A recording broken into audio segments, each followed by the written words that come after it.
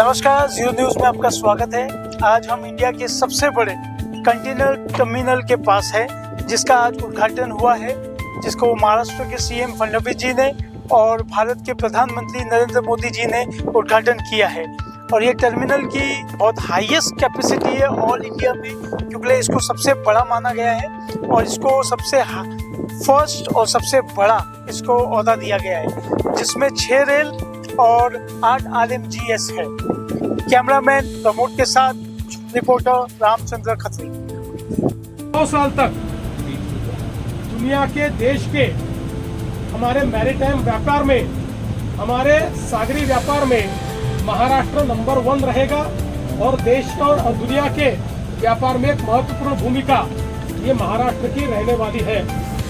मुझे इस बात की खुशी है, प्रधानमंत्री जी ने ही इस टर्मिनल का भूमि पूजन किया था और आज उन्हीं के हाथों से इसका उद्घाटन हुआ है और इसके कारण सागरी व्यापार में महाराष्ट्र बहुत बड़े पैमाने पर आगे जाएगा। महाराष्ट्र की और देश की अर्थव्यवस्था को इसका एक बहुत बड़ा फायदा मिलने वाला है। इसलिए प्रधानमंत्री जी का मैं आभार व्यक्त करता हूं। JNPA और पोर्ट ऑफ सिंगापुर अथॉरिटी जो है PSA इंडिया, इन्होंने मिलकर इसको तैयार किया है।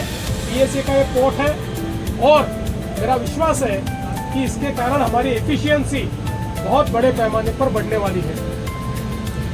कल भारत की GST काउंसिल ने GST में जो सेकंड जनरेशन रिफॉर्म्स किए हैं, उसके लिए प्रधानमंत्री श्री नरेंद्र मोदी जी का मैं आभार व्यक्त करता हूं और GST काउंसिल को बहुत बहुत बधाई देता हूं। जिस समय GST का कानून आया तो लोग कहते थे नुकसान होगा, देश में एक टैक्स नहीं हो सकता। देश में एक टैक्स भी आया और एक अप्रत्याशित इस प्रकार का टैक्स कलेक्शन भी देश ने देखा और इस कलेक्शन में पहले साल से नंबर 1 पर महाराष्ट्र रहा। तब से लेकर आज तक इस महीने का भी जो कलेक्शन आया है उसमें महाराष्ट्र ही नंबर 1 पर है। और अब आवश्यकता थी सेकंड जनरेशन रिफॉर्म्स की। प्रधानमंत्री जी ने बहुत हिम्मत के साथ देश को सेकंड जनरेशन रिफॉर्म्स दिए हैं।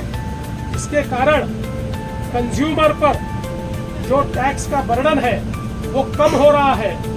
इसके कारण चीजें सस्ती होगी, इसके कारण व्यापार बढ़ेगा, उसके कारण डिमांड बढ़ेगी, उसके कारण प्रोडक्शन बढ़ेगा, उसके कारण रोजगार बढ़ेगा और देश के अर्थतंत्र को एक नया बूस्ट ये सेकंड जनरेशन रिफॉर्म्स देने वाले हैं। और इतिहास में ऐसा बहुत कम देखा गया है कि इनडायरेक्ट टैक्सेस को इस तरीके से कम किया जाना ये अप्रत्याशित है। लेकिन मोदी जी इस प्रकार के निर्णय लेते हैं और देश को आगे ले जाते हैं, तो मैं ऐसा मानता हूं कि एक बहुत महत्वपूर्ण निर्णय लिया गया है।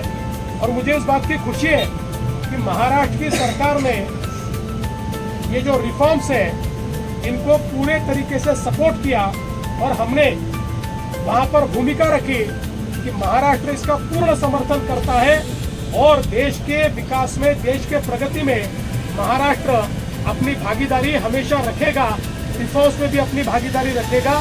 और मैं मानता हूं आने वाले दिनों में हम लोग इन रिफॉर्म्स के माध्यम से जो परिवर्तन होगा उस परिवर्तन की भी भागीदारी करेंगे। बिहार बंद है।